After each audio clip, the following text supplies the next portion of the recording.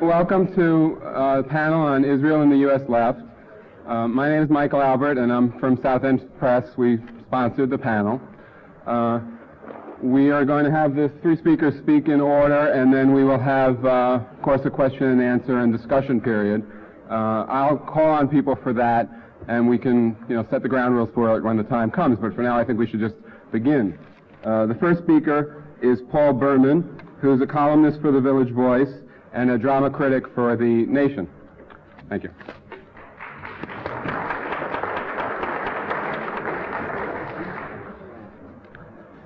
Comrades, the Middle East scholar Bernard Lewis recently contributed to the New York Review of Books some comments on what he calls the new anti-Semitism. In the current issue of The Village Voice, I use some but not all of those comments to make points of my own. I wish to resume and elaborate certain of those points. We must ask ourselves, why is it that Israel arouses around the world such ferocious hostility? Is it because Israel has been engaged in a very nasty border dispute with its neighbors, which has gone on for a long time, and in which its own actions have frequently been reprehensible? The description is true, but in what way does the nastiness of the dispute and the reprehensibility of the behavior differ from what we see in other disputes? For instance, between Greece and Turkey, Iran and Iraq, India and Pakistan, China and Vietnam, all of these being disputes that have, though bloody and horrendous, failed to arouse global passions. Does the hostility with which Israel is regarded stem from the fact that Israel is a white settler colony intruding itself upon the Third World? To describe Israel in that manner would be a cruel way to describe the fleeing remnant of European Jewry. But even if the heartless description were just, we may note that it long ago ceased to apply. As is well known, the majority of the Jewish population in Israel are themselves from the Third World, above all from North Africa, where they were indeed, in many cases, the original pre-Arab population. Perhaps the hostility to Israel arises from its trade with South Africa. I will cite Jesse Jackson on this question from the current Journal of Palestine Studies. Jackson forcefully condemns Israel for its South African trade, as do all of us here. But he adds, you always have to put the issues in the broader context. The broader context that he notes is that the United States plays a larger role in South Africa than does Israel. And the other Western democratic allies, Japan, West Germany, and the like, are involved. So I'm not sure, says Jackson, that it is healthy just to isolate Israel in that sense. Perhaps hostility to Israel arises from Israel's international arms trade, an ugly arms trade nobody will dispute, one that all of us condemn. But Israel's exceptional status in having such an arms trade is difficult to see. I quote NACLA's report on the Americas, their Sandinista foreign policy issue. The largest arms suppliers to the Third World are the Big Six, the US, the USSR, France, Italy, Great Britain, and West Germany, who between them account for 88% of all arms sales to the Third World. Some distance behind are the smaller Western arms exporters: Norway, the Netherlands, Brazil, Israel, Sweden, Belgium, Switzerland, and Spain. Somehow we hear about the Israeli arms trade with strikingly greater frequency than we hear about the odious Belgian and Brazilian arming of Guatemala. Perhaps hostility to Israel arises from the way it discriminates against its Arab citizens, an even worse way in which it discriminates against Arab non-citizens in the occupied zones. We here in the Socialist Conference condemn this practice, but to be sure, it's not hard to go around the world finding instances of abominable treatment of minority populations. The Bulgarian treatment of Islamic Turks, the Berber practice in modern Mauritania of maintaining black slavery, which are grotesque, horrifying, and which to be sure we oppose, but which somehow have not become objects of worldwide obloquy. Not to mention the traditional Arab treatment of Jews. Perhaps hostility to Israel arises from the fact that Israel is a faithful hunting dog for the United States, and does its bidding. But I need hardly comment that doggishness characterizes great portions of the globe. Perhaps the unusual hostility arises from the fact that Israel has displaced a large number of people. It is true, of course, that for decades the numbers of Arab refugees from Israel and Jewish refugees from Arab countries were roughly equivalent. But leaving that aside, the fact remains that mass displacement is a general characteristic of the modern situation, as we see in Africa and in Afghanistan and in the fate of the Crimean Tartars. Israel's uniqueness can hardly lie in the fact that it has displaced people. The intractability of the Palestinian refugee problem, perhaps that is the problem. I quote Bernard Lewis, "The intractability of the refugee problem is a consequence, not a cause of the political problem. That the problem was not solved, like others elsewhere in our brutal century, by a combination of resettlement and some repatriation was owing to an act of will on the part of the Palestinian leadership and of the Arab states. Perhaps hostility to Israel arises from the fact, as is sometimes suggested, that we expected of the Jewish state a higher standard. We expected something greater than grubby injustice and realpolitik. But surely we did not expect from Israel more than was expected by many people of communist China. Yet disappointment in China has not led to unusual worldwide hostility. Israel's pariah status is such that even now its neighbors have, with one exception, refused to recognize it or speak with it. A refusal that does not date from the formation of the PLO in 1964, but from the formation of Israel in 1948. The refusal is absolute, as if Israel were loathsome beyond human tolerance, and as if this loathsomeness were evident and plain to all observers. And let us note that the anti-Israeli ferocity extends to many places, to large parts of the left in certain countries, even to portions of the left in our country. No one can be unaware of the special tension, the special electricity that enters discussion when Israel is mentioned. The ferocity even drives some of the more committed anti-Zionists, even in our own ranks, into bizarre alliances with the extreme right. In suggesting an explanation for this phenomenon, I wish to point out a peculiar quality that has long pertained to the hatred of Jews. We think of Jew-hating as a dark, reactionary thing cultivated by retrograde, unenlightened people, a sentiment for dim intelligences in dark rooms. In fact, anti-Semitism has characteristically taken a form, one form among several, that views itself and is viewed by some people as enlightened. The sun shines for all that it may surprise us on anti-Semitism. The very word anti-Semitism, as Lewis points out, expresses that fact. The traditional hatred of Jews in Europe was religious. But beginning in the 19th century, people with enlightened opinions saw religious bigotry as backward and objectionable. They repudiated it.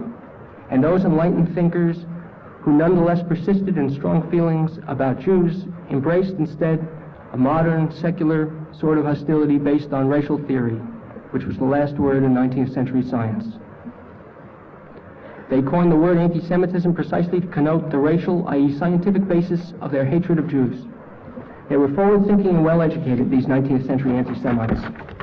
They would never have considered themselves retrograde or reactionary. Today, let us ask, how do the fierce opponents of Israel, the people who single Israel out for special venom, the anti-Zionists, regard themselves? People with enlightened views today look on anti-Semitic racial hatred as backward and objectionable. They repudiate it. Instead, they embrace a modern secular sort of hostility that is based on political theory, which is the last word in late 20th century thought. They style themselves anti-Zionists precisely to connote the political, i.e. enlightened basis for their strong feelings. They are forward-thinking and well-educated, these anti-Zionists. They would never in a million years consider themselves retrograde or reactionary. But still they bear an inflamed and disproportionate hatred for the one among the world's many sinning states. A law of anti-Semitic history corresponds to the seemingly progressive aspect. According to this law, what the anti-Semite felt yesterday, he accuses the object of his hatred of feeling today. thus always assuring himself of the modernity and progressiveness of his own ideas. Traditionally, anti-Semites harbored a medieval religious hatred. When that was abandoned by sophisticated thinkers in the 19th century, it was the Jews who were accused of harboring a medieval religion. The Nietzscheans turned against Christian anti-Semitism only to accuse the Jews of carrying within them the Christian virus. Anti-Semites took up racism, thinking that racism was scientific. When that was abandoned, it was the Jews who were accused of racial hatred. 50 years ago, sentiment among Arab nationalists leaned toward Hitler. Then Hitler was repudiated, and it was the Jews who were described as Hitler's heirs. When the Arab world was strictly reactionary, Israel was declared a force for Bolshevism. Now that a good many Arabs have gone Marxist-Leninist themselves, Israel is declared a seat of world reaction. Thus, at each stage of anti-Semitism's development, the anti-Semite can congratulate himself on the progressive aspect of his views. And this potential for self-congratulation is precisely the mechanism by which the anti-Semite fails to recognize himself as someone in the grip of an obsession. Of what does the obsession consist? Sartre defined it as a passion which precedes the causes or provocations that are said to give it rise. And this passion is the conviction that the Jew is hateful in his essence, not just in particulars. That is why the convinced anti-Semite cannot be converted by mere refutation of his specific beliefs. If one reason for hatred is found wanting, he will jump to another. In truth, he will never find any reason wanting. If the anti-Semite says, the Jews are avaricious, a level-headed person, the Democrat, Sartre calls him, will reply, but I know many Christians who are also avaricious. And the anti-Semite will respond, maybe so, but Jewish avarice is different. And this is fundamentally the reply given to any argument that Israel is merely ordinary. If you say, many countries deal in arms, the anti-Zionist will say, yes, but the Israeli arms trade is different. Many countries trade with South Africa, yes, but the Israeli trade is different, and the argument turns into nonsense. The most important remark about anti-Semitism made in the Marxist tradition is August Bebel's phrase, anti-Semitism is the socialism of fools. It is worth recalling what he meant. Bebel was addressing the 19th century workers' movement and its tendency to rail against Jewish bankers. His purpose wasn't to defend the Jewish bankers, who were as bad as any banker, but he saw that the workers who focused on Jews were cultivating an illusion.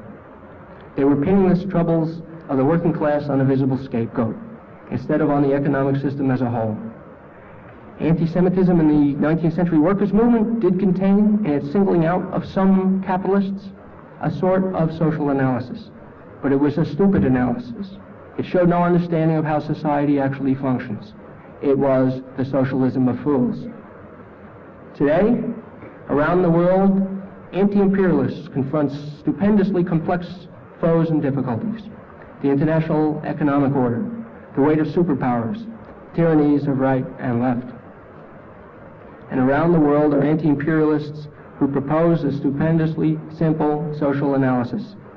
Their social analysis rails against one of the world's smallest countries. Stand up to denounce the perfidious policies of this small country, and partisans of the simple view will cheer everywhere with the characteristic ferocity, blithely unaware of how neatly they have fallen into the pattern noted 90 years ago by Bebel. For in the modern world, in parts of the modern left, let us acknowledge, even here, in the enlightened realms of sophisticated New York and our own socialist gatherings, anti-Zionism has become the anti-imperialism of fools. The announced topic for this discussion is Israel and the U.S. left. I believe that there is a great deal that the U.S. left can do. We sometimes think of ourselves as lacking in power or influence. That is not the case. Attitudes generated within the ranks of the American left have a way of filtering around the world. One role we can play, then, much more than has been done up until now, is to engage in the struggle against anti-Zionism. We should engage in this struggle because anti-Zionism has been harmful unfairly to the people of Israel, therefore has caused the deformation of Israeli society that no one at a socialist meeting will wish to deny. We should engage in that struggle because anti-Zionism has worldwide and in our own ranks become a modern mystification, a novel, seemingly progressive form of blindness. We should engage in the struggle above all because in the modern circumstances where Jews of the Middle East are no longer defenseless, the ultimate victims of the anti-Zionist passion have become the Palestinians. For the anti-Zionist deep beliefs, the belief that anti-Zionism is anti-imperialism, therefore is part of the world historical movement to the oppressed, therefore has the force of historical inevitability. The belief that Israel is so revolting to gaze upon that in the end all will turn against it and destroy it, and therefore again Palestinian anti-Zionism will ultimately triumph. The belief that Israel is somehow different from all other countries and therefore should not be accepted as a fact like other facts, these beliefs, the core of anti-Zionism, have mesmerized the oppressed Palestinians into their tragic version of defeatism. Defeatism as a maximalist position. Defeatism that becomes more radical with every new era of the struggle against Israel. We should oppose anti-Zionism because in allowing our own ranks to participate in the obsession, we ourselves have contributed to the cultivation of illusion and fantasy among the Palestinians. We ourselves bear some of the responsibility, and every new instance of our own version of left-wing anti-Zionism only deepens that responsibility. We must struggle against anti-Zionism if for no other reason than to make ourselves, at least in a small degree, a useful party in the unending crisis. Anti-Zionism in this country lacks the kind of influence that is reflected in notable political power, but it does not lack a social or intellectual base. There is a base for it on the left, in the universities and the journals of the left. There is also a base for it on the extreme right. Nevertheless, American anti-Zionism characteristically regards itself as lonely, isolated, surrounded by enemies, misunderstood, universally assailed, but fortunately heroic and brave. This attitude is on one hand nothing but posturing and of no great importance. But it also figures into the bitterness with which anti-Zionists greet their critics. Anyone who has ever stood up to oppose the anti-Zionism of the left or the right can tell you that the reception is normally one of extreme derision, extreme sarcasm, and outrage. Comrades, the extremeness in these reactions is the problem. Thank you for listening.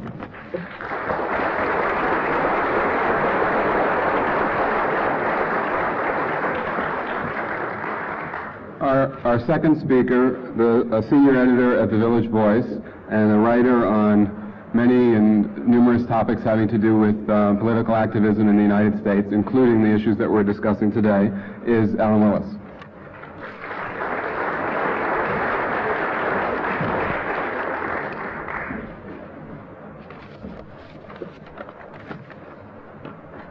If we're going to discuss Israel on the left, one of the things that really needs to be discussed is Zionism, which might sound obvious, except for the fact that Zionism is mostly not discussed, but is more moralized about,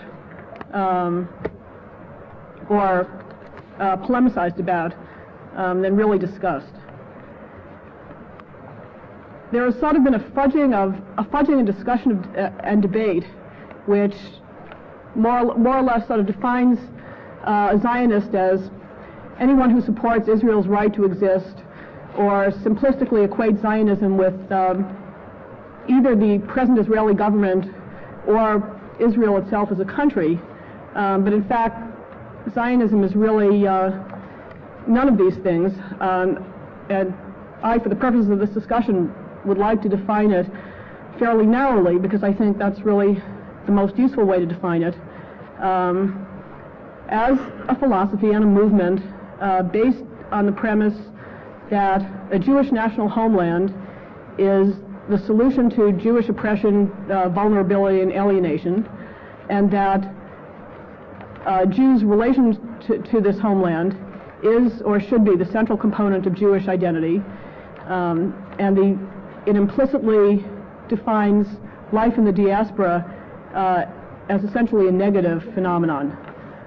I think that this is a subject that neither anti-Zionists of the left nor those on the left sympathetic to Zionism have really discussed adequately, mainly because Jewish nationalism does not fit into the conventional categories that the left uses.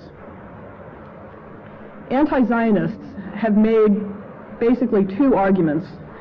The first, which is probably the most familiar, is that Zionism is a reactionary form of nationalism, an inherently racist and imperialist form.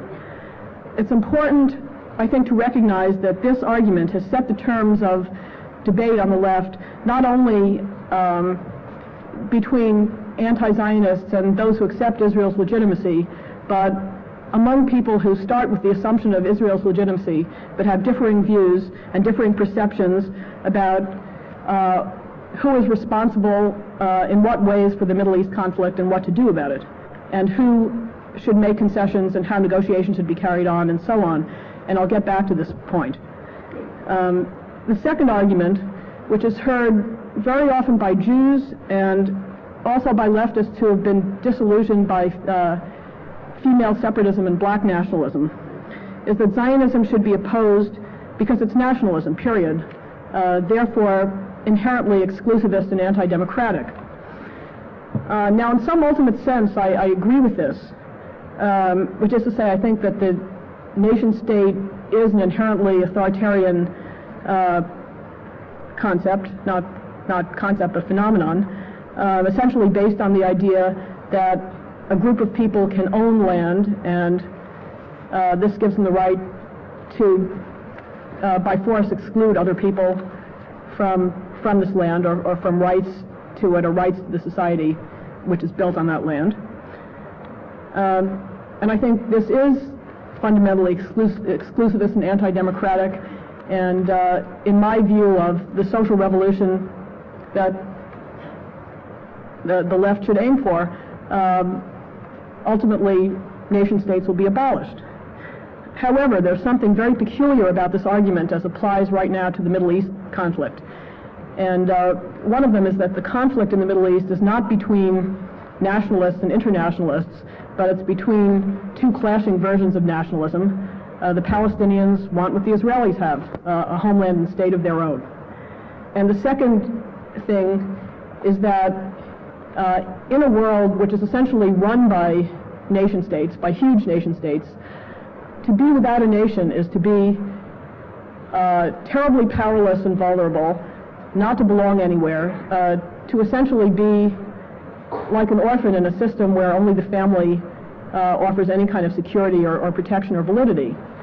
And it seems to me that leftists who want to criticize nationalism from a libertarian and cosmopolitan point of view ought to begin by criticizing the superpowers, not by small countries or peoples who are reacting to the situation that exists and does not look as if it's going to change in the near future, wherein the nation is profoundly embedded as the basic organization for society.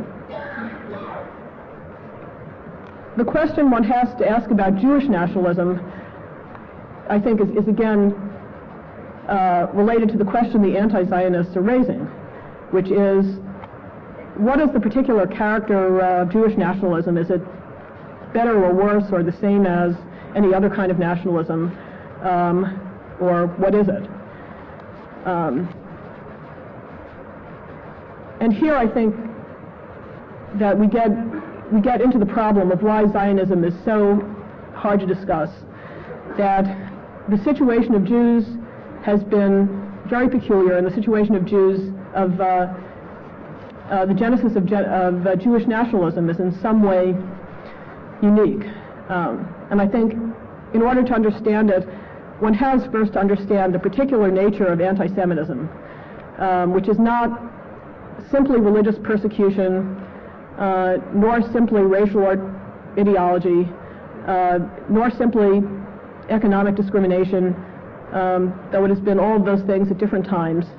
But it is essentially the creation of Jews as a pariah group, which on the one hand have never been allowed to fully assimilate into any country, and who simultaneously it has always been demanded of them that they assimilate, so that they are resented at one and the same time for being different and in some way unassimilable, and at the same time, whenever they have tried to assimilate,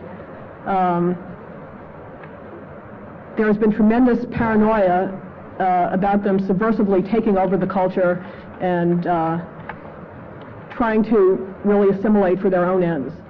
And the logic of this double vision of Jews, in which Jews are neither allowed to be different nor are they allowed to be the same as anyone else, is essentially the annihilation of Jews. And while the Nazi Holocaust confirmed this view, which of course it's easy to have in hindsight of the end product of the logic of anti-Semitism being the elimination of the Jews, I think there were many Jews who felt and acted on this logic before Nazism. And that I think the Zionist movement, a large component of the Zionist movement was propelled by this conscious or unconscious perception. And the confirmation of this perception, the actual attempt to annihilate the Jews, was in fact the precondition for the state of Israel to exist. I think fundamentally what's wrong with the argument that Zionism was merely a form of imperialism is that it doesn't take into consideration the history and situation of the Jews. That without the Jews, there would still have been a clash between the West and the Third World over the land and resources of the Middle East. But Jews would not have been in the middle of it. Anti-Zionists have sort of tried to get around this in two ways. One is by defining the Jews as Europeans. Unfortunately, the Europeans didn't see it that way. And the other way is by defining Jews as a religious group. And of course, neither the Jews have never seen themselves as purely a religious group, nor have the rest of the world ever seen Jews purely as a religious group. On both sides, Jews have been seen as some sort of people and some sort of entity. This is the side of Jewish nationalism that's peculiar to the Jews, but there is also a side of Jewish nationalism, which in fact suffers from and is subject to the contradictions of all nationalism.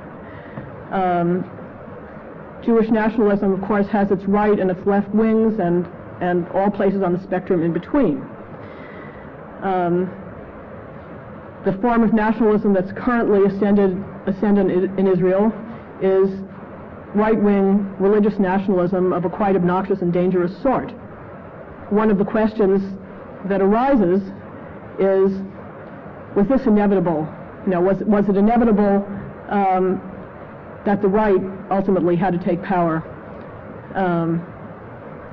And of course, both anti-Zionists and right-wing Zionists tend to think that this is true. Left-wing Zionists have fought and are still fighting, for their version of what they consider the Zionist dream of a country that is at once a Jewish state and also socialist and democratic. I do not believe that this dream was ever possible, because fundamentally there is a clash between some of the basic particular tenets of nationalism and, as I said before, a democratic and libertarian vision. At the same time, I don't think that the right-wing nationalist ascendancy in Israel was inevitable. I think that different currents of Zionism could have fought themselves out in Israel for a long time, that the left currents could have had much more influence than they had, that Israel politically could have been a much more benign state, and why did it in fact happen this way instead of another way? I think one very important factor has been the role of the left. Not primarily the American left, but the international left. In isolating Israel and confirming the most pessimistic vision of right-wing nationalists, they've in fact helped push Israel to the right and are continuing to do so. I think there's a mentality on the Israeli right, which again I think was confirmed by the Holocaust but not produced by it, which essentially sees the Jews as isolated against the whole world, and that one has a choice. One can give in and still one will ultimately be annihilated, or one can fight and if possible drag the world down with you. And I think that post-Holocaust right-wing Zionists are very much influenced by what they see as the humiliation of the myth that Jews went passively to the gas chambers. And they are not going to do that a second time, regardless of the consequences, and I don't think in their hearts they're really that naive about the consequences. I think it's a very scary kind of Armageddon mentality, and I think that it's increased and accentuated and has more influence and more of a hold on more people the more external events seem to corroborate it. I also think that the ascendancy of right-wing Zionism is part of a whole worldwide wave of fundamentalist reaction that's hitting everywhere, including the United States. It's also, I think, the product of an economy that has been so distorted by military, by being a garrison state for so long. I think how do we as a left sort of react to what is now, to me, seemingly an almost hopeless situation? I'm very pessimistic about the possibility of any kind of settlement happening, that everything seems on such a collision course over there. But I do think, and perhaps this is my bias as a writer, that the first step for the left in trying to sort out what we should do about this, what attitude we have to take to it all, has to be to have a better understanding of the complexity of the whole question of Jewish nationalism, and to put that into the equation. You've just heard Ellen Willis of the Village Voice. This is a panel discussion called Israel and the U.S. Left, and you're listening to Peace Radio here on WRPI. And now here is Professor Noam Chomsky. He is introduced by Michael Albert. A long-time activist and writer on many topics and educator on U.S. foreign policy, Noam Chomsky.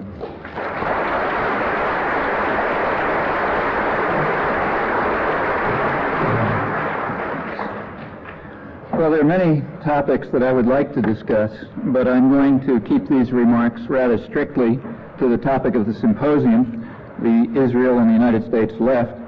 That is, I want to discuss the attitudes expressed, in fact, towards Israel on the part of the U.S. left. Now, these remarks will have to be, first of all, less documented than I would like, and more selective than I would like, for two simple reasons. First are the restrictions of time. The second is that the left plainly isn't a membership organization. So you have to select what you think belongs to the left in some reasonable sense and what you think is important, and I will do so within the limits of time. As for documentation, most of what I have to say actually I've discussed in print. I can refer you to sources later if you like, where you'll find the issues and the facts laid out in much more detail and much more precision and with explicit references given. Well, let me begin by saying a word about where I stand, just to help clarify what follows. There are two national groups that are claiming the right of national self-determination in the former Palestine. One is the indigenous population. The second are the settlers who largely displaced them. I've always taken these two conflicting rights each to be essentially valid. Of course, that's a conflict, and there are various ways one can imagine to settle the conflict, different ones at different periods.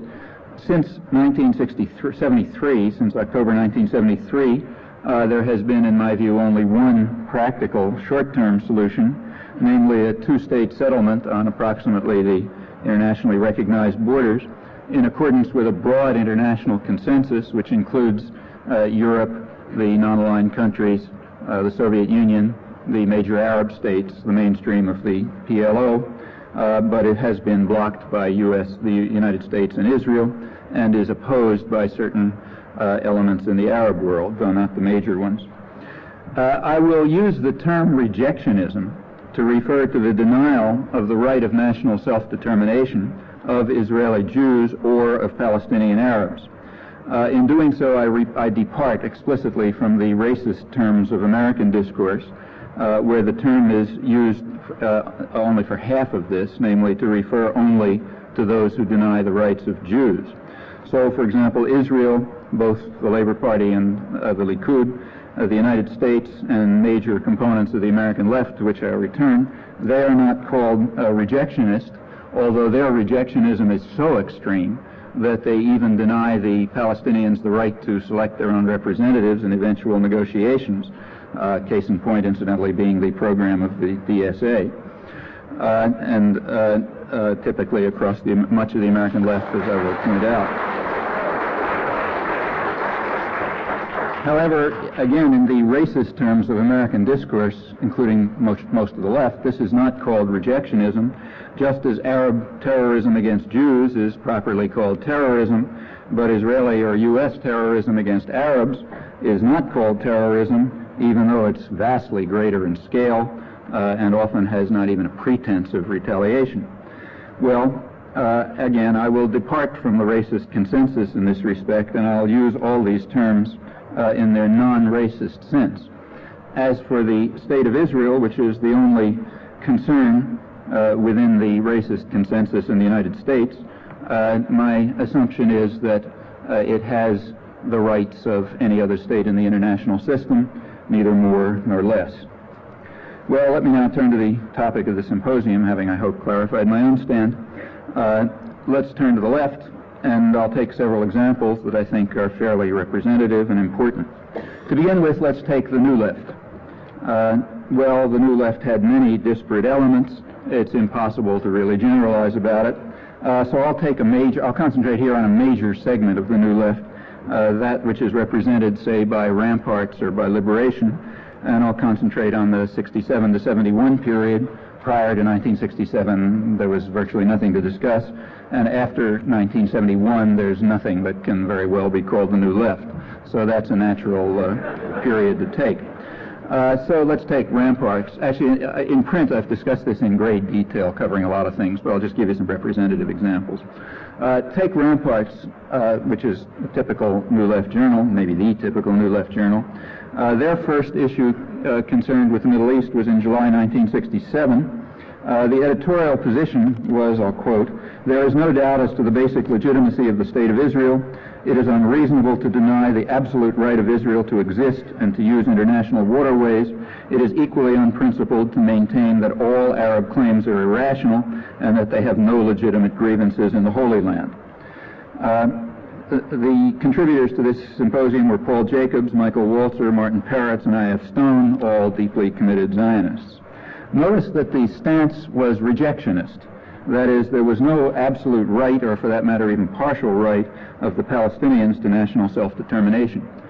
Later on, this position was modified to include, I'm quoting throughout, I won't bother saying when, was modified to include a legitimate Arab quest for nationhood alongside of Israel's absolute right to exist in what Ramparts described as its egalitarian and democratic society, Maurice Zeitlin in that case. Well, in fact, this fairly well summarizes the positions expressed in Ramparts through the period I'm discussing, 67 to 71, and in fact that continued. The last discussion was in April 1975. It was an issue devoted to the Middle East. Ramparts, as you recall, went out of business just about then. This was an article by, there was an article by Avishai Margalit, who's a moderately dovish Israeli, basically Labor Party. It was written and published at my initiative, incidentally. And there was also an article by me, which was very harshly critical of the PLO, and also critical of Israel's refusal to accept any Palestinian national rights in the occupied territories, or even to allow pro-Jordanian elements to organize there. This was the Labor Party.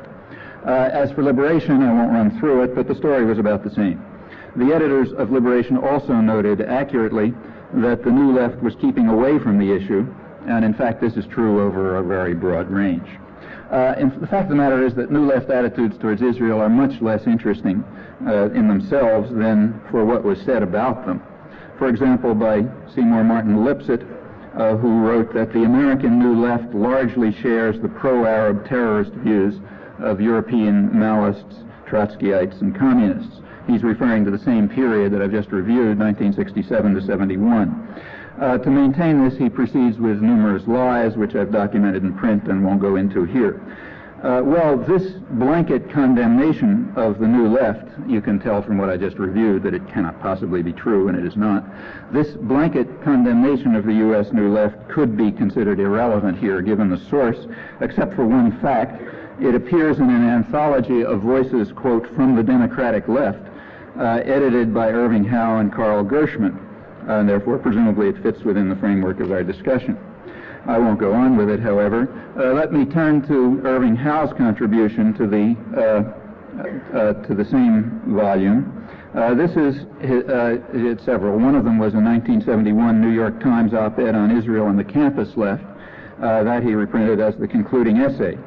Here, I'm quoting throughout now, here he describes a complex of values and moods verging on the pathology of authoritarianism, a contempt for democracy which explains the turn against Israel by campus Guevarists, Trotskyists, Maoists, and Panthers, who lead the assault against Israel not because of her flaws, but because of her virtues, because Israel offers the best model for the democratic socialist hope of combining radical social change with political freedom. And Howe then goes on to describe in the New York Times, and then as the concluding volume of this article of this volume from the Democratic left, he goes on to describe what Israel would have to do to gain the favor of the New Left intellectuals in the universities. It would have to institute a bloody fascist dictatorship, and then we would have the following consequence, which I'm quoting.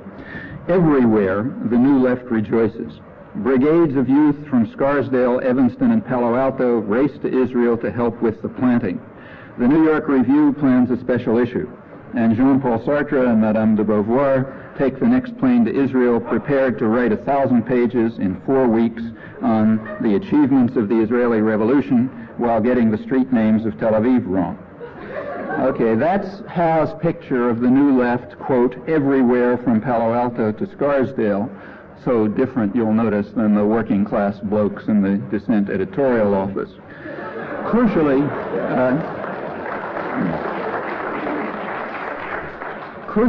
not one particle of evidence is cited, no arguments are given, no names are mentioned, except for the New York Review, Sartre, and de Beauvoir. And this device of avoiding explicit reference is crucial, since it prevents immediate exposure of deceit. In fact, the two lapses in Howe's diatribe illustrate the problem rather well. The New York Review was always strongly pro-Israel, and Sartre was honored by the Hebrew University in recognition for his support for Israel. As for Sartre's errors, Howe doesn't cite any, but he does illustrate the problem, for example, by giving the wrong first name to Yigal Allon. Now, this was quite typical of Howe's practice, for example, in a bitter attack on Dan Berrigan as elitist, arrogant, and self-righteous. Howe places him alongside, this is 1973, Howe places him alongside unnamed new leftists who are contemptuous of Israel because of its advanced social legislation, progress towards socialism, the kibbutz experiment, ebullient democracy. In this denunciation, Howe does not once attempt to deal with anything that Berrigan said, and his few departures from invective reveal quite astonishing ignorance about this model of socialist democracy. Since I've gone through this in detail in print, I'll leave the matter here. What about Howe's own views at the time? Well, they're impossible to discuss because they're simply incoherent. For example, writing shortly after the October 1973 war, he says that Israel should withdraw from most of the unoccupied territory, presumably means the Sinai, but he also says that it must be allowed to establish borders that would enable it to guarantee its own security independently of the United States or international guarantees. Well, evidently the 1973 borders didn't suffice to that end, which is in any event unattainable without a political settlement of the kind that he rejected, so the contradiction is complete, and the topic cannot further be discussed. Whatever his views on Israel may be, one thing about them is clear. They are thoroughly rejectionist. That is, Israel's existence, he says, is a major priority for everyone who cares about democracy, but the existence of the Palestinians is not. So that's rejectionism. As for the Palestinians, he does say something. He says that Golda Meir's position, namely that they do not exist, is, he says, inadequate. And there is an element of validity, which he does not elaborate, in some of the Arab claims, especially in regard to the Palestinian problem. He had nothing to say about Golda Meir's rejection of Arab peace offers, about her brutal practice in the occupied territories, her insistence on settling the northeastern Sinai after the inhabitants had been forcibly expelled into the desert with their villages bulldozed and so on. This apparently had none of this had anything to do with the ebullient democracy marching towards socialism. Howe also writes at this time, I'm quoting, "I have never been a Zionist. I have always felt contempt for nationalist and chauvinist sentiments." How this is to be reconciled with his other views, I leave it to you to figure out. The fact of the matter is that these views are so incoherent and so completely devoid of any argument or concern for fact that one must conclude that Israel is simply playing a symbolic role in the entire discussion and that something else is on the agenda. I think it's clear enough. So far it's been fact, now comes interpretation. My own view is that it's rather clear what was on the agenda. Namely, he was simply exploiting the overwhelming enthusiasm for Israel as a stick to beat activist elements in the peace movement and the left. And I think this may fairly be regarded as a counterpart to the position of the Anti-Defamation League that the real anti-Semites, I'm quoting, are those who give war a bad name and peace too favorable a press, who criticize U.S. policies on Vietnam and Central America, and commit other such crimes against the state. Well, going back to that same anthology about voices from the Democratic left, it contains other interesting articles. For example, an article by Alan Dershowitz, Harvard Law School, attacking Fawzi al-Asmar. He's an Israeli poet who was in prison under protective detention, in prison without charges for 15 months. He is a, quote, terrorist commander, Dershowitz assures us, on the basis of what he was told by the Israeli secret police. And therefore, imprisonment without trial is legitimate. Incidentally, Israel has since abandoned the charge, the pretense that this was true, and Fawzi is now free to enter the country without disturbance from his American exile. But I simply ask you to imagine how we'd react to an article by some passionate American communist who goes to Russia and is told by the KGB that Yuri Orlov is a terrorist commander, and on the basis of that information writes an article saying that his detention is legitimate. But in the case of Israel, the exact similar practice becomes a voice from the Democratic left. The anthology also contains an essay by Michael Walzer, another voice from the Democratic left. He, too, is contemptuous of unnamed Americans, never names them, who, quote, disdain Jewish aspirations to statehood, and he tells us that a democratic secular state already exists in substance in Israel. Now, this democratic secular state, he says, must be, quote, a nation of Jews. What about the 15%, now larger than 15% minority of Arab citizens? No problem. Those groups that are, quote, marginal to the nation can be helped to leave. That, he says, will smooth their problems, as in the case of the French in Algeria. Emigration is the private equivalent of secession. You'll recognize this as essentially the position later developed by the racist Rabbi Kahana, who also wants to help Arabs leave because they are marginal to the nation.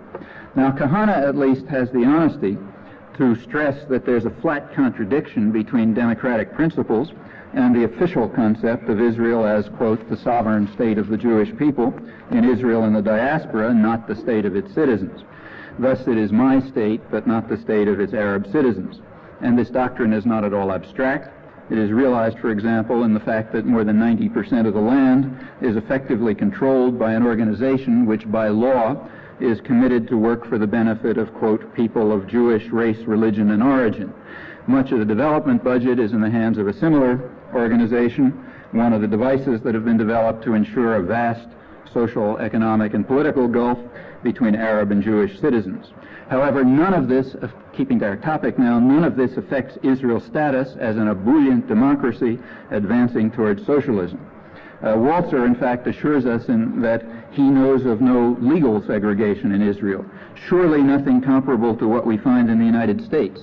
That is, he seems to be telling us that in the United States, Jews and blacks are legally excluded from 92% of the country, which is controlled by an organization which is obligated to work by law for the benefit of white Christians, along with half the development budget. In fact, the situation in the United States must be even worse than that, since he says that Israel has nothing comparable to what we find in the United States.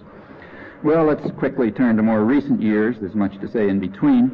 In May 1982, Hal reviewed a book by the Israeli Druze journalist Rafik Halabi. This book recounted some very long, familiar tales of Israeli oppression in the occupied territories. And to Hal, this was disturbing news in 1982.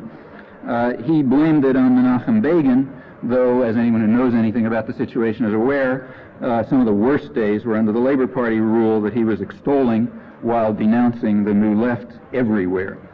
Hal was particularly concerned that Begin's policies would, quote, threaten the Jewish character of Israel, which is perhaps a curious stand for someone who's never been a Zionist and feels contempt for nationalist sentiments. In the same context, Hal speaks of what he calls the underpopulated Galilee, to which Israel's settlement efforts should be directed. Now, here we have to be a bit careful. The Galilee is not underpopulated by people. Rather, the government is concerned that too few of the many, many people in the Galilee are Jews. There are numerous Arab citizens, though many fled or were forcibly expelled in 1948 and again in 1956.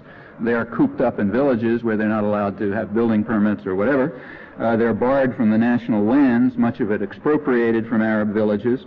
The labor government, the ebullient democracy marching towards socialism, established the program of what they called Judaization of Galilee, kind of like Christianization of New York, and its Minister of Interior issued a notorious racist memorandum, the Koenig's Memorandum, to deal with the problem of by undermining Arab social, economic, and political life, reducing educational opportunities for Arabs, encouraging their immigration, and so on. He remained as Labor Party minister after this appeared publicly. Recall again, this was the Labor government. Since Hal describes himself as an ardent supporter of Israel, and particularly of the Labor Party, he presumably finds nothing objectionable here, as his reference to the underpopulated Galilee indicates. Hal's only comments in these matters have been diatribes, which I've already sampled, against generally unnamed critics on the left who have attempted to call attention to some facts that would be regarded as a scandal anywhere else. Israel's invasion of Lebanon, which aimed to destroy the social and political base of the Palestinians in exile there, and thus to expedite the takeover of the occupied territories, that did evoke a certain response on the U.S. left. Michael Walzer, for example, approved of it. He wrote in September, after the war, "I certainly welcome the political defeat of the PLO, and I believe that the limited military operation required to inflict that defeat can be defended under the theory of just war, including, apparently, the savage bombardment of defenseless Beirut with some 6,000 civilian casualties, the barbaric treatment of prisoners, which was amply documented in Israeli publications but ignored here." As far as I'm aware, I may have missed something, but as far as I can find out, Irving Howe said nothing in print until after the Sabra Shatila massacres, which you recall were a month after the war ended. He then hastened to dissociate himself from the massacre with 3 statements in the New York Times in 2 days, and he explained his opposition to Begin and Sharon and his support for what he called the liberal Zionism of Chaim Weizmann. He fails to mention that the policies that he rejects were initiated and later supported by the Labor Party, including the invasion of Lebanon, the party of which he was an ardent supporter. And he doesn't mention that Weizmann's liberal Zionism had been eliminated in favor of Ben-Gurion's militant Zionism in 1946, as he could have learned, for example, from Michael Bar-Zohar's official biography of Ben-Gurion. The left in general hardly distinguished itself during the Lebanon War. The Israeli invasion was excluded from the huge disarmament demonstration at the United Nations in June 1982, although it was then bringing the world very close to nuclear war. The Santa Monica City Council, which was controlled by Democratic Socialists, passed a resolution, I think it's the only one in the country, to pass a resolution supporting the invasion. It also challenged the appointment of George Shultz as Secretary of State because it thought he might not be sufficiently pro-Israel. And this, he said, was the Santa Monica City Council said was a danger, quote, at such a grave time in Israel's existence, namely while Israel was demolishing the Palestinians and much of Lebanon in a U.S.-supported war of aggression. Lebanese opinion was excluded, as far as I'm aware, totally from left journals, just as scrupulously as it was from the New York Times, and so on. Much the same has been true since. For example, I can find little expressed concern over Israel's extensive terrorism in Lebanon to this day, and little recognition of its role in eliciting what the civilized West calls terrorism, which is a very small margin of contemporary terrorism. Similarly, I have been able to detect no interest here in the revival of torture in Israel, in the prisons, the revival of preventive detention, the revival of expulsion in violation of international law. This revival is since the Labor government came into power. These were practices common under the earlier Labor government, which declined under Begin. Some of them, in fact, stopped under Begin, but are now continuing again. But if there is concern over here, I'm unable to detect it. Well, let me turn finally to a current example this week in the Village Voice. I didn't realize that Paul Berman would already discuss it, but I will just simply read what I have written about it. Here, Paul Berman denounces what he calls the modern left, even here in the enlightened realms of sophisticated New York, and he denounces this modern left for its anti-Zionism, which is a species of anti-Semitism, and so on in the familiar vein. Again, if you check, you'll notice that not one name is mentioned. The evidence is zero, in accordance with the useful convention that I mentioned earlier. No evidence is required when one is denouncing critics of the Holy State. He cites with approval Bernard Lewis's claim in the New York Review that the Arabs, I'm quoting now, have never veered from their declared intention not merely to defeat, but utterly to destroy Israel and to wipe it off the map. Well, since this is a theological doctrine, facts are again irrelevant. So, for example, we need not concern ourselves with Sadat's 1971 offer of a full peace treaty offering nothing to the Palestinians on the international border, and in fact exactly in accord with American official opinion at the time, the American official position at the time. This was rejected by Israel and by the United States. We need not concern ourselves with similar offers from Jordan at the same time, or with a 1976 proposal for a peaceful two-state settlement on the international borders with international guarantees, etc., presented to the United Nations by Syria, Jordan, and Egypt, backed by the PLO, and according to Israel's president, then UN ambassador, prepared by the PLO, vetoed by the United States in the UN Security Council, and of course vigorously opposed by Israel. And we need not concern ourselves with a long series of similar offers, many of them quite in accord with the international consensus, blocked by U.S.-Israeli rejectionism, incidentally with the support of the left in the United States. Now, Paul Berman tells us, quoting Lewis, that the Palestinian refugee problem is a consequence, not a cause, of this alleged unwavering commitment to destroy Israel, which exists independent of the facts. If it were not for Arab anti-Semitism, the problem would be solved by, quote, resettlement and some repatriation. For the record, Israel has always rejected repatriation, in violation of the solemn commitment it undertook in 1948 as the condition for its admission to the United Nations. Jews, in other words, are entitled to remember Jerusalem for 2,000 years and entitled to return, displacing the indigenous population, but Palestinians are to forget their homeland after a generation and go somewhere else. Anywhere will do. For example, to be concrete, the inhabitants of the village of Duaima, who were expelled from their undefended village in the course of the land clearing operations in October 1948, with several hundred slaughtered by the Haganah, the Israeli Defense Forces, which were pursuing their fabled vocation of purity of arms, for which they are constantly lauded across left and right in the United States. If these people in Duaima want to return home, or to what is left of home, that proves they're anti-Semites.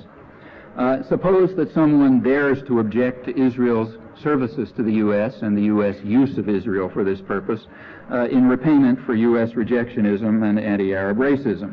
So, for example, to Israel's quite crucial contribution to implementing near genocide in Guatemala, or to supplying Somoza with close to 100% of his arms while he was massacring 50,000 people.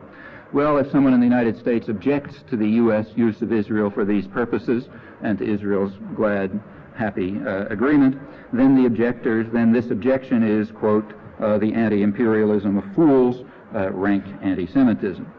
As in the case of Irving Howe and Michael Walzer, all problem, and many others I should say, all problems of fact and evidence and argument and political analysis can be dismissed by sneers and by what Howe calls the sour apothegm, namely, in the warmest of hearts, there's a cold spot for the Jews.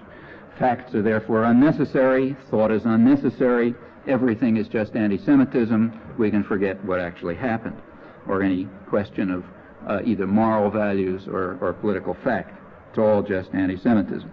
Now, the fact is that the left has a lot to answer for in this domain.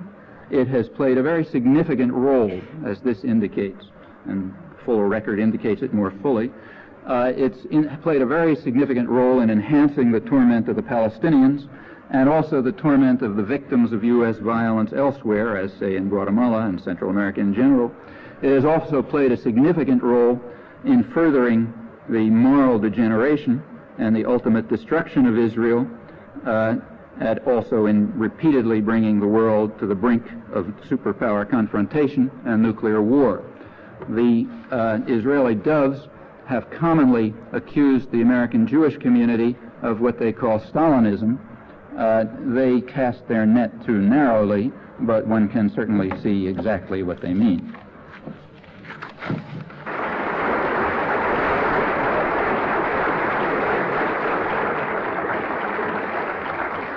Okay, we'll have questions and discussions. If you could please try to direct your questions if you wish somebody in particular to answer, and also please try to keep them as brief as possible, and I will try to limit people to an absolute maximum of 1 minute, but there's no need to go that long if you can help it. Thank you. Yeah? Don't you think we should Respond to each other? we should get a chance to respond? Well, if you want, I thought that would happen. It's perfectly okay with me. If you want that, that's fine. Okay, I thought they would do that in context of your questions. Go ahead.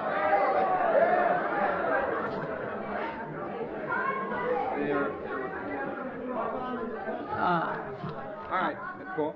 2 minutes each. I know, just in a few minutes. All right, look, let's get something clear. It is perfectly clear that whatever we do, somebody's going to be annoyed. That's perfectly clear, because we all disagree about the exact procedures we should follow. Nothing will be followed coherently unless we just act and move forward.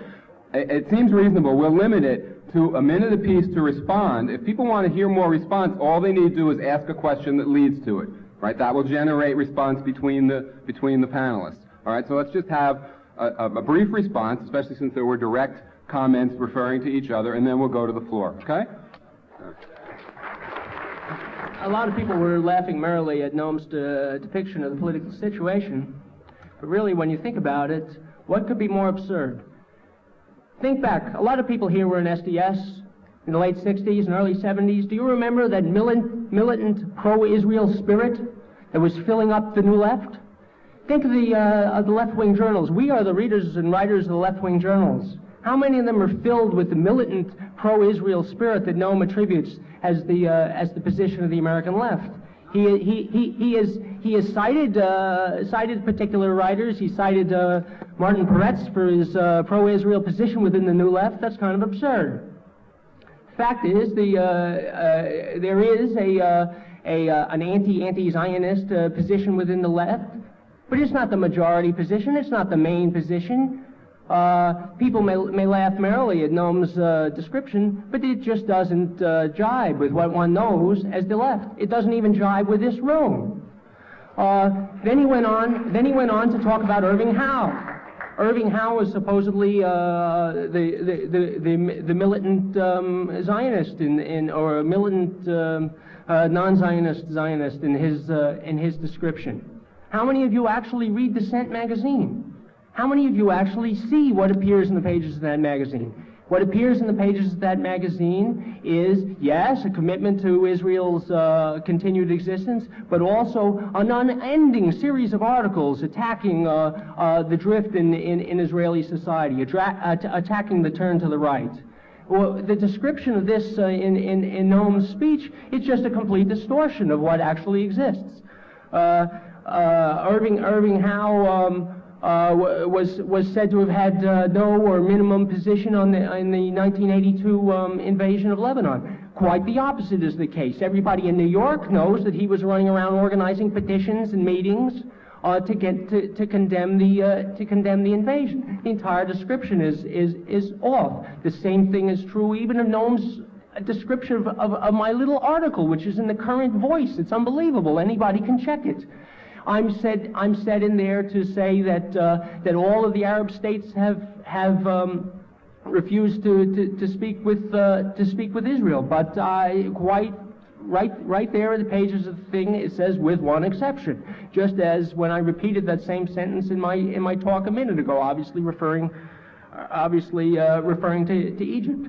Then with the same scorn dripping from every sentence, he insists that it's just a complete departure from reality to say that the Arabs have refused, that the Arabs minus Egypt have refused to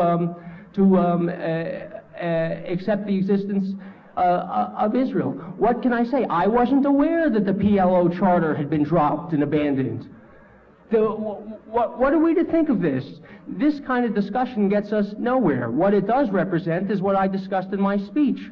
An insistent, enraged, derisive, sarcastic distortion of what in fact has been the situation.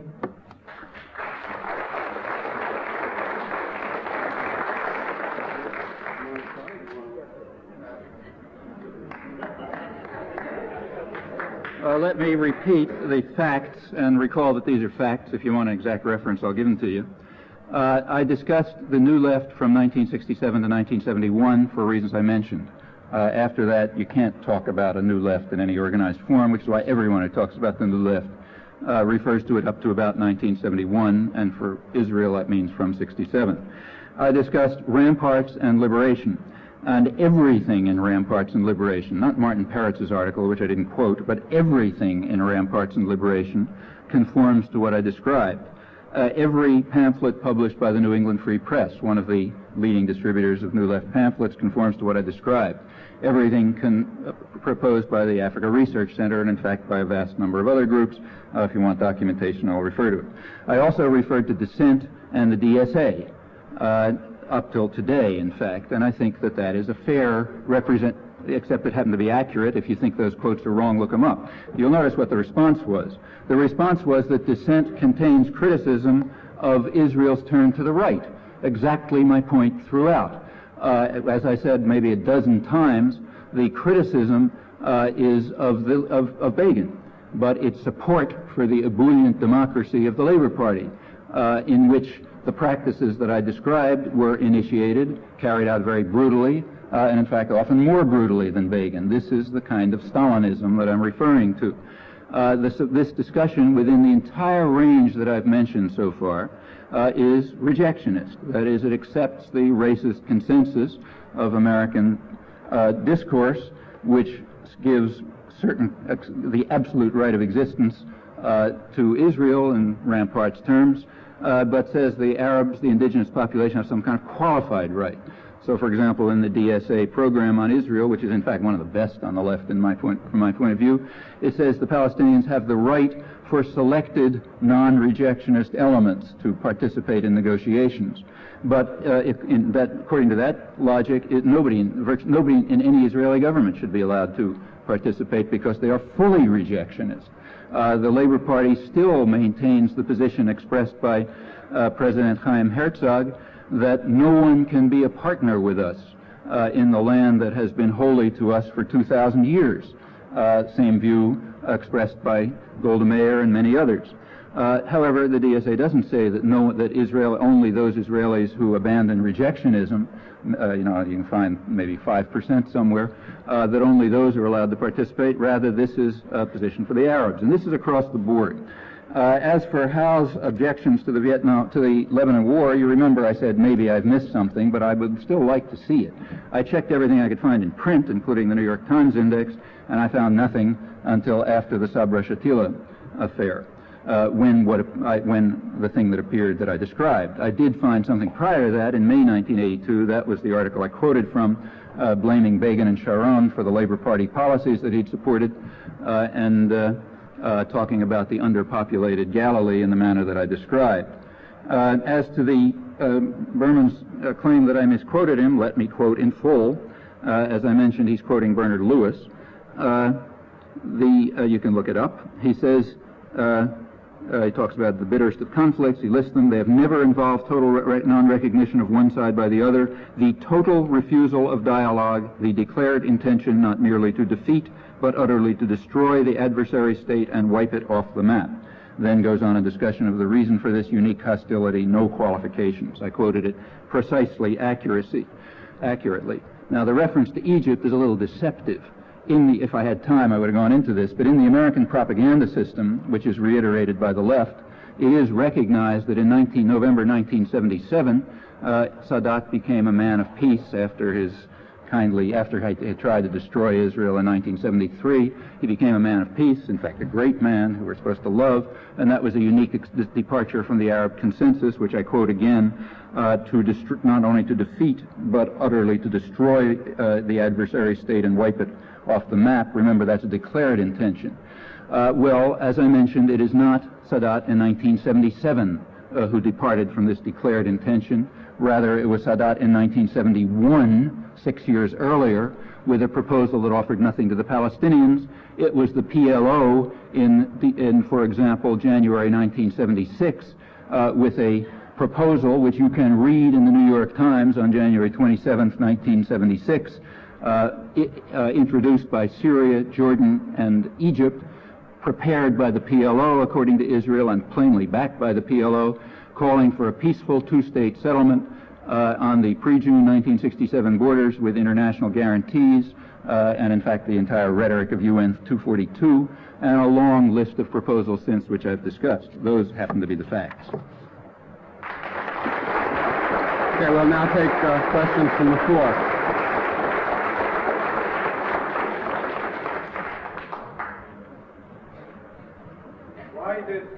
Why did Mr. Chomsky legitimize a Nazi who wrote the book that the Holocaust did not happen by writing an introduction to this Nazi book? The question is like, why did you stop beating your wife? I didn't write an introduction to any book by any pro-Nazi, nor did I legitimate any pro-Nazi. The facts of the matter are as follows.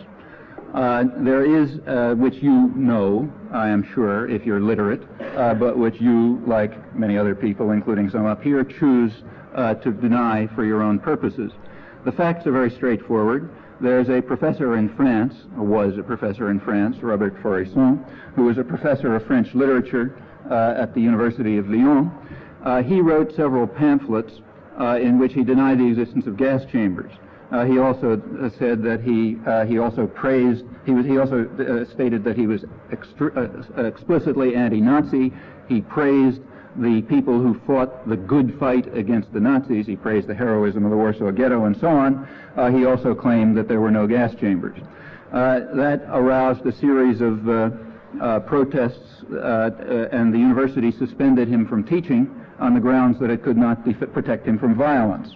To my knowledge, there was one objection to that in France by a right-wing, well, conservative, not really right-wing, mainstream conservative historian named Alfred Grosset, who pointed out that people who had denied the existence of the Gulag had never been treated in the same way, an apt comment in my view.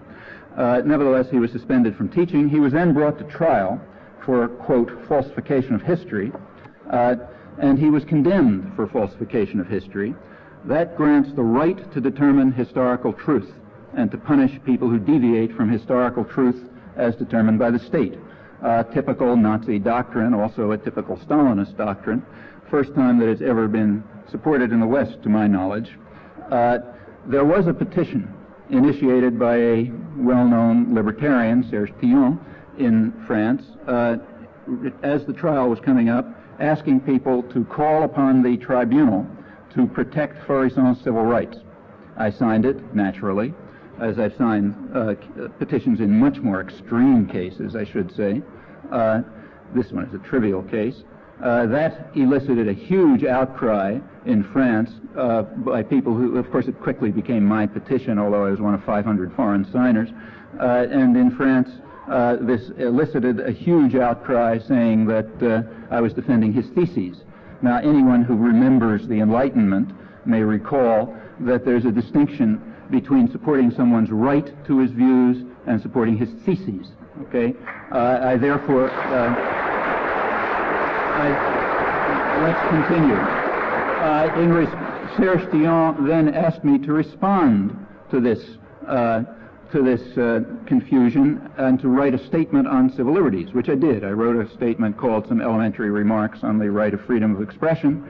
I sent it to him, told him to use it as he felt, as he wanted to. He used it by adding it to a memoir written by Faurisson, which I didn't happen to know existed. The memoir was his response to the court charges for which he was brought. It's called, in English, translating it, Memoir Against Those Who Accuse Me of Falsification of History in the Matter of Gas Chambers. And I haven't actually read it, to tell you the truth, but it looks like some kind of textual analysis of some diaries by a Nazi doctor. I'm frankly not interested in his views, and I'm interested in the right of freedom of expression. My statement on civil liberties was added as an avis, an opinion, to the memoir that Faurisson submitted in response to these utterly scandalous court charges of falsification of history for which he was condemned. Now, when I heard about this, I tried to withdraw my statement. The one criticism, valid criticism of my own behavior during this period was by Christopher Hitchens in Grand Street. He pointed out that I should not have tried to withdraw my statement from the book because it should have appeared there. And I think he's right about that on civil libertarian grounds, so I apologize for that. Apart from that, I was simply taking a mild position, an obvious position, in comparison to, I might say, quite extreme positions that I've taken in defense of civil liberties, which are well known, but which never arouse any objection, showing that the critics are pure and total hypocrites who also have, either they simply support the Stalinist fascist views, but don't have courage to say so, or they are total hypocrites. For example, in 1969, at the peak of the Vietnam War, in an article which was written then, and is still in print, I wrote that American war criminals should be, excuse me, that American war, you'll ask your question in a moment. We'll come back to that. That American, you'll have a question about that. I'm telling you my views on civil liberties. May I continue to describe my views on civil liberties? My views of civil liberties, which you can look at in print, have consistently been what they were, for example, in 1969 at the peak of the Vietnam War, when I wrote that American war criminals, people like Walt Rostow, should not be denied the right to teach and to do their work, even though that work was then being used to murder and destroy on grounds of academic freedom. Now, that's an extreme view. I don't know if it can be defended, in fact, but it's an extreme view. That's far more extreme than anything in this case, since I'm aware of any objection to it. by simple logic, I conclude that the people who are raising objections in this case are either fascists or hypocrites.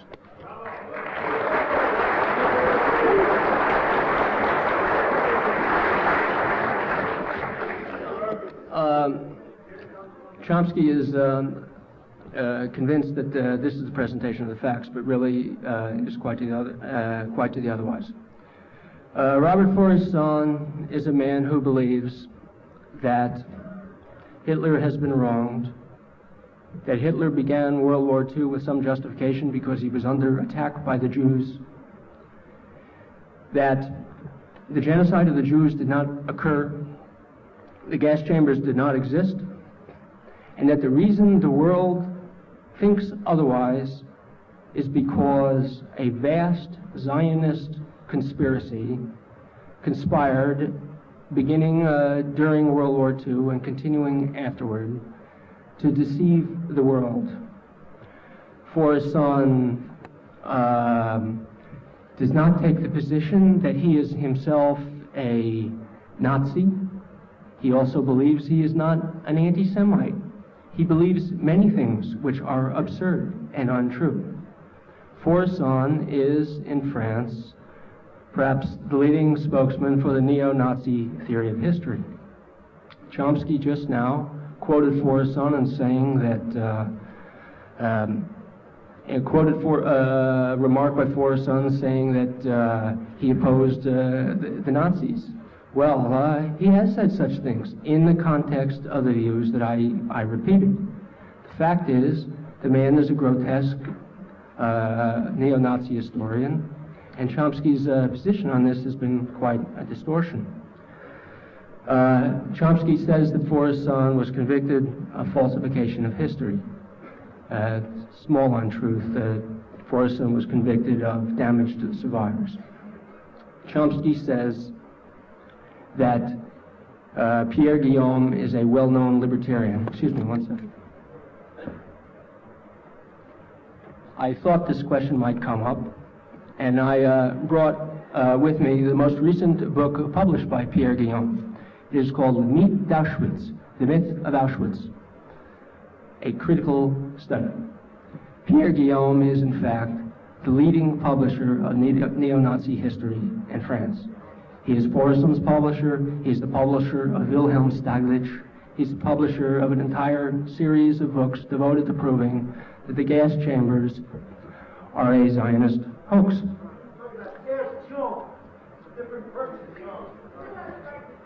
Serge Thion is a member of Guillaume's group.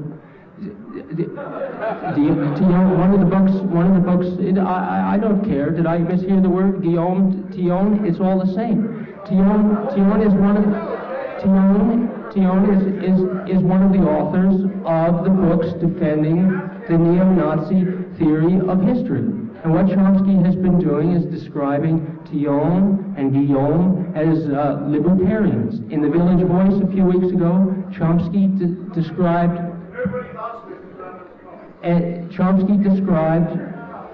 Hold down, let him finish.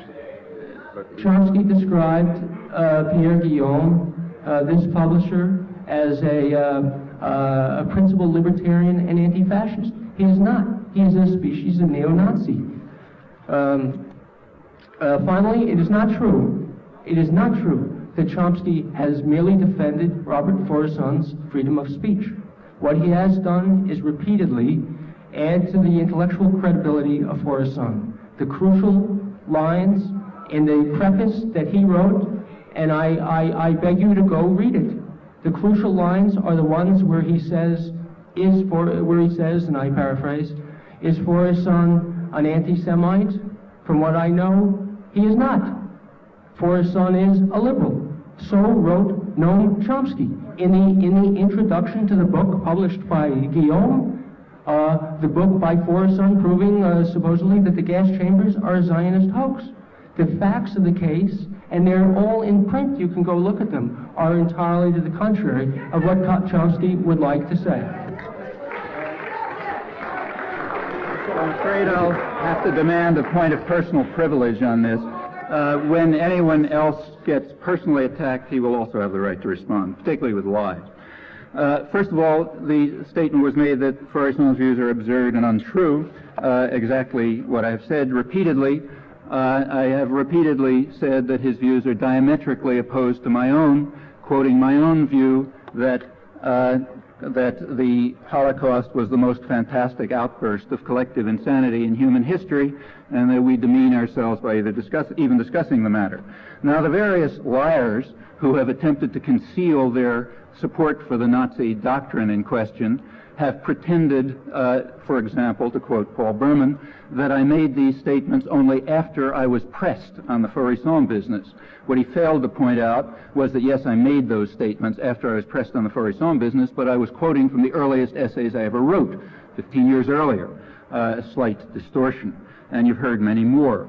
So yes, Faurisson's views are absurd and untrue in my view, as I've always said, and this is totally irrelevant to the question of whether he should be condemned for falsification of history, as he was.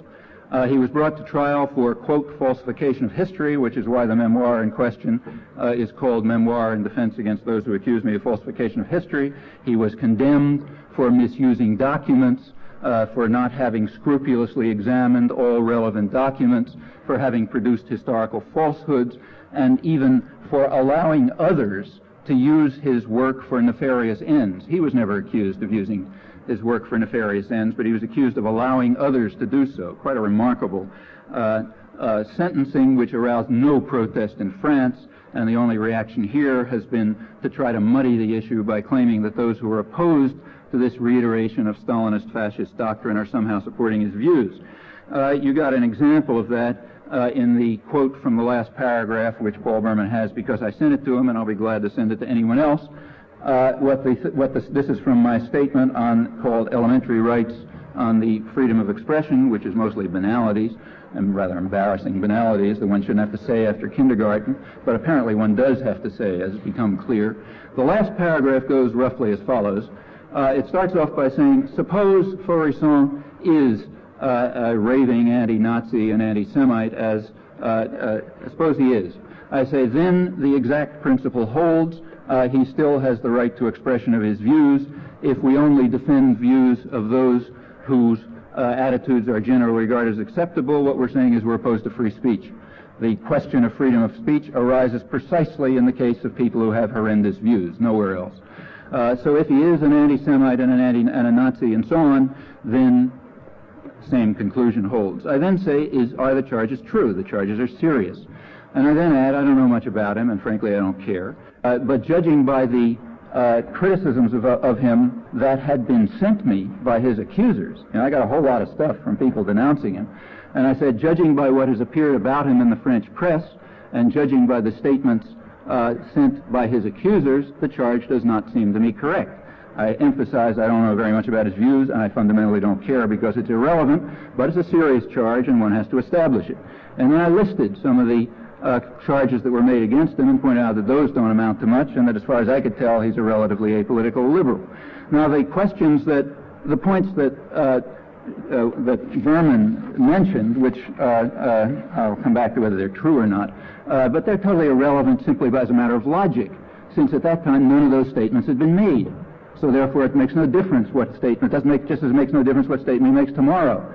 Furthermore, the statements that had been made at the time were that he did not believe in gas chambers and that he supported those who fought the good fight against the Nazis and that he praised the heroism of the Warsaw Ghetto. That, in fact, he was not accused of being an anti-Nazi or an anti-Semite. As to Berman's own accuracy, I urge you to be careful. I just gave one example of a spectacular lie, as I did in the Village Voice, namely his claim that it was only after 1981 that I made the statements which I had written in 1969, as he knew, and another one appears in connection with Pierre Guillaume. In the answer to me, he claims, I'm quoting, that Pierre Guillaume is dedicated to what he calls in a recent newsletter a radical critique of Judaism and Jewish realities. Here is the actual sentence from which those words are taken from that issue of La Vieille Taupe, the Old Mole, tiny left-wing journal in France. Quote, the renewal of anti-Semitism and any demonstration of anti-Semitism are the greatest enemies of the Vieille Taupe, which is dedicated to maintain its radical critique of Judaism and Jewish realities without any compromise, but also without any compromise with anti-Semitism. Out of that comes its radical critique of Judaism and Jewish realities, and he's an anti-Semite. He goes on to cite Bernard Lazare, who, as you may know, was one of the supporters of the defense of Captain Dreyfus. I think. I'm having trouble probably dealing with this panel. A little louder.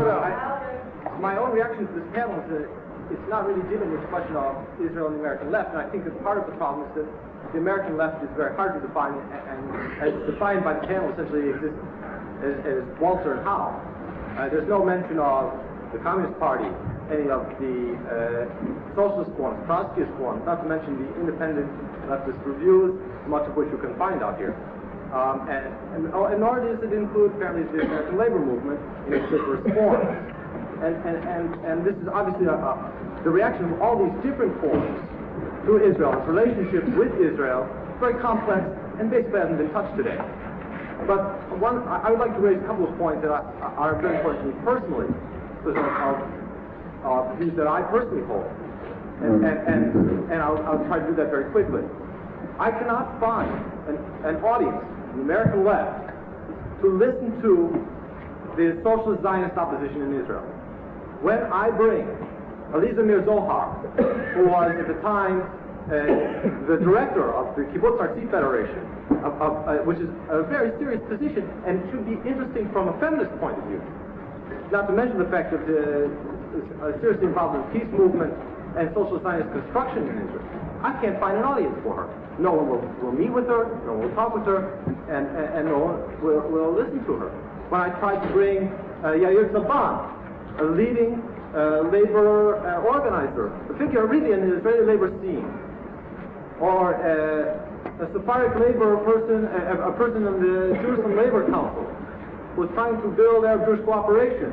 I just can't find an audience on the American left for the social Zionist opposition.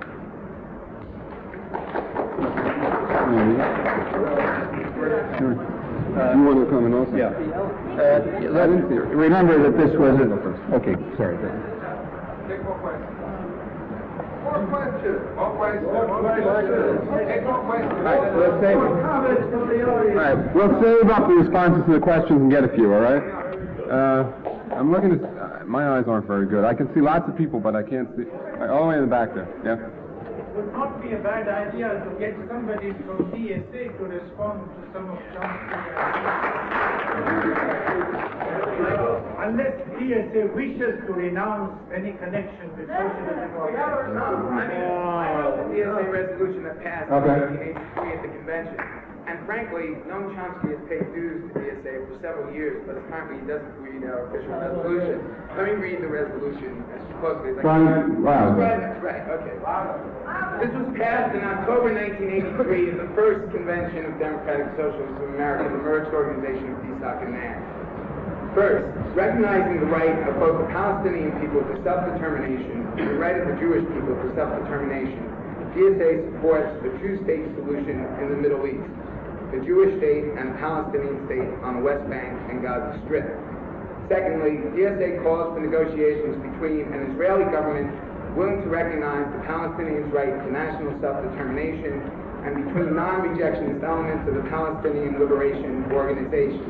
That seems to me, except for the fact that we didn't say that non-rejectionist Israeli left, exactly Professor Chomsky's alleged position, which shifts somewhat, I must say, from forum to forum. But it seems to me there's not that much distinction. I would submit that that's DSA's position. But I do think, basically, in a certain way, there's so much bad blood for complicated historic reasons between Irving Howe and Noam Chomsky, and I think both people are somewhat personally heated and perhaps irresponsible about it. It might have been better to have the two openly, if they would, discuss the matter with each other, because it is rather ludicrous that people, alleging decisions of other people.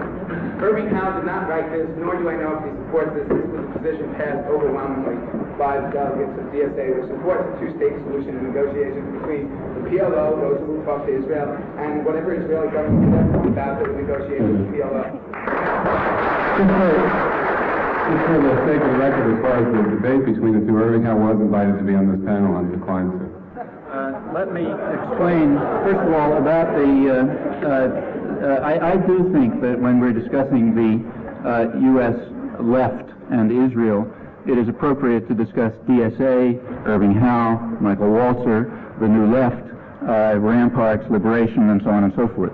I'm not sure that it's appropriate to discuss the American labor movement, but if we did, it would be overwhelmingly pro-Israel. The DSA program of October 8, 1983, which I quoted quite precisely, is a rejectionist program. It is not so rejectionist that I refuse to pay dues. Your comment that my view shifts from forum to forum is false. If you claim that it does, show it, not just this vague denunciation of a kind that I've illustrated repeatedly. The statement that I quoted was that, and I think the DSA ought to think about this, that there should be negotiations between the Israeli government and representative Palestinian leaders, including non-rejectionist elements of the Palestinian Liberation Organization. Now, you say you want to amend it to include non-rejectionist elements of the Israeli government. The trouble is that that set happens to be zero in either party. Fine. So it's exactly, so don't tell me that don't make the statement that I falsified the thing when you agree that I quoted it accurately. As for the other statements, it calls for the Palestinian people to recognize the Jewish state of Israel as a legitimate expression of the Jewish people's right to self-determination, but it does not call upon anyone in Israel to recognize the Palestinian state as a legitimate expression of the Palestinian people's right to determination. What it calls upon is for the people of Israel to recognize the Palestinians' right to self-determination, which is a much narrower proposal and could be realized anywhere, for example, in Jordan. It could, for example, Ariel Sharon could sign this. He could say, yeah, they have a right to national self-determination in the Palestinian state, namely Jordan. That's precisely Sharon's position. So the two statements are not parallel, and therefore, although a vast improvement over DSA's earlier flat and outright rejectionism, still has a long way to go before it leaves the racist American consensus. I'm going to take 2 or 3 questions in a row and then get some responses.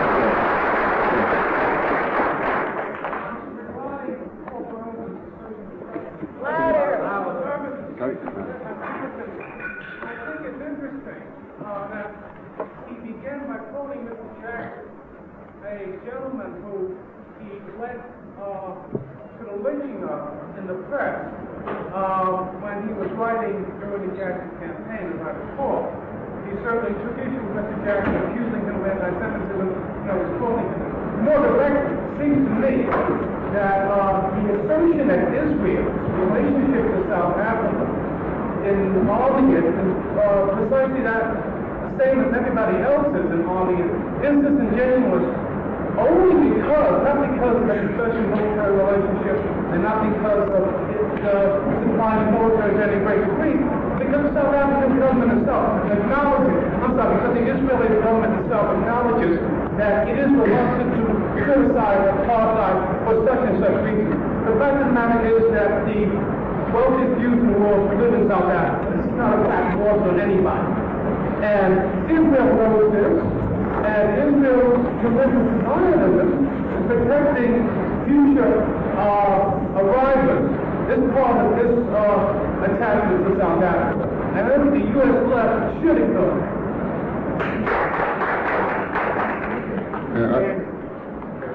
I'm trying to get a balance, and I can't see that well. Are there women with their hands up? I mean, I'm just pointing. I have, okay. No, behind you after. Professor Chomsky, could you comment on the role of Israel as a theocracy and that relation to its various policies?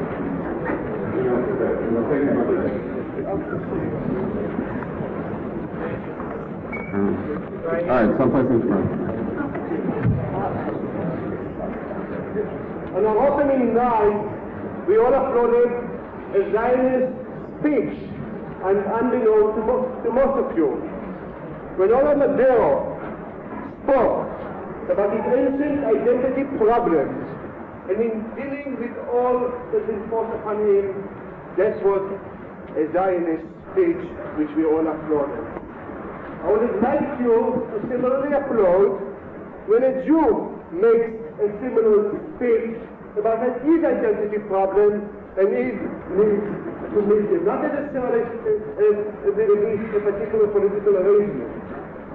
Most people deal with this issue on the basis of emotional reasons when they make up their mind and then they are looking for the reason to substantiate it. One of the foremost American experts on rhetoric and semantics has given us an example of selective history of the American left. The American left, which I remember from the period, it was an act which applauded the Black Panthers, for instance, and the Red Guard, and the Progressive Labour Party, and you can all name them all, when they vehemently denounced Israel. People read Rampart, yes? Rampart denounced Israel. People read in this time an excellent periodical. It's balanced. Sometimes it publishes very clear a right-wing social democrat to show how ridiculous his position is, and it often gives vent to many articles, especially by European editor. Another 30 seconds. Professor Chomsky. Let it go, come on. A question to Professor Chomsky. What led you to spend so much of your career over the last decade or two on Excuse me, this is going half an hour over time. There's another session supposed to go in here. Will you please finish your sentence? There'll be summaries by the speakers, and we're going to go into the... Chomsky can finish it. No, I'm sorry. Thank you. Will the speakers please summarize, and we'll move right into the plenary session, and we can all have a drink. And remember, good is not the enemy of perfect. This happens to be the Social Scholars Conference and not a place for duels.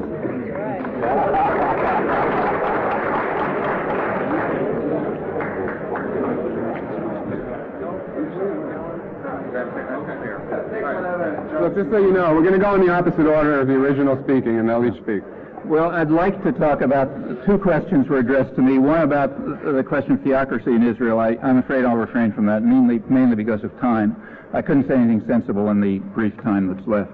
The crucial thing, however, in my view, is not so much the theocratic principle, but rather the secular principle, which I quoted. The quote I gave was from the High Court, namely that Israel is the sovereign state of the Jewish people. That's the position that much of the American left has endorsed.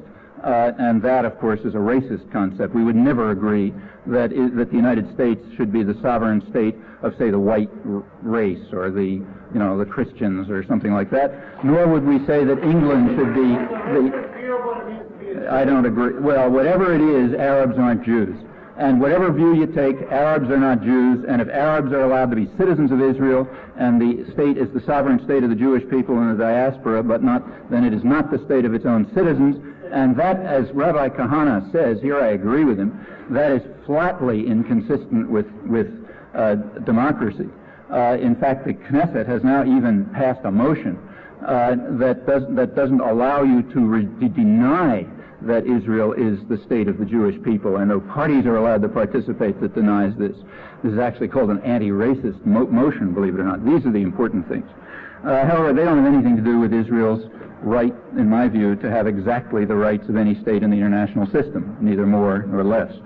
Now, I won't run through this again, but I started by saying I was giving a selective history of the left, the U.S. left, and any such history must be selective, so I didn't deal with, the Fourth International and a few other things. I dealt with the mainstream, pretty much everything that's represented here.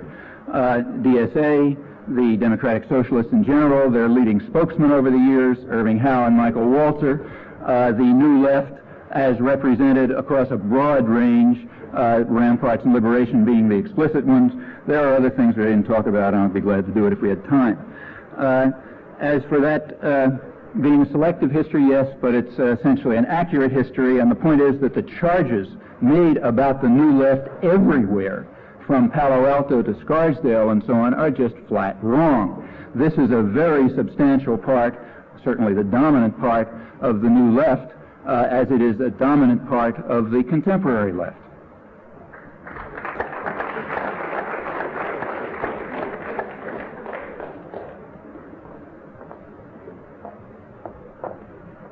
Well, I think this session is a frustrating example of how difficult it is to discuss this subject on the left.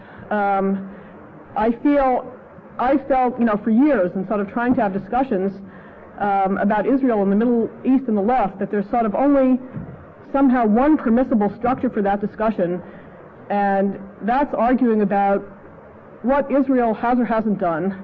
And I think we saw a variation on this today, which is called What the Left Has Had to Say About What Israel Has and Hasn't Done. And I think that there are other things. I think that there should be discussion about what Israel has and hasn't done, but I also think that there are other things to be discussed that are very important. And one of them, I think that both Paul and I, sort of from different angles, were trying to say that the question of Israel is, among many other things, one episode in the historical relationship between Jews and non-Jews in the world, and that this has many implications. One can't talk about what a Jewish state means without sort of discussing what Jews are as a dispersed people and what their history has been. One can't even discuss, I think that it is not pragmatically impossible to have a state which is considered the state of the Jewish people, and also to have it be a state of its citizens, and to have Arabs have equal rights, and also to have a solution to the Palestinian problem. That there's nothing inherently impossible about this.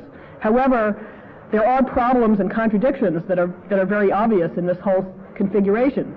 But I think one can't shed any light on them if one is not willing to discuss anti-Semitism and the situation of Jews, not as the only or overriding fact in the Israeli-Palestinian conflict or in the Middle East conflict as a whole, but as sort of one very crucial part of the picture. And I feel like there's enormous resistance to discussing this, and I just wish there was sort of more time to talk about why I think that is, but I guess there isn't.